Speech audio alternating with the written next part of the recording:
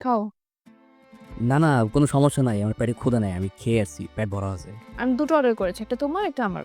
খাও। আচ্ছা।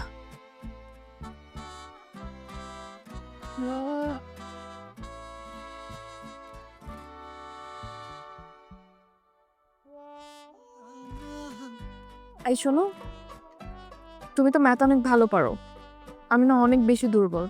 তুমি কি আমাকে একটু ম্যাথ শিখাতে পারবে? হুম। সিউর? হুম। ফাইন। তাহলে অফ ডে গুলোতে তুমি আমার বাসায় এসে ম্যাথ শিখাবে, বুঝছো?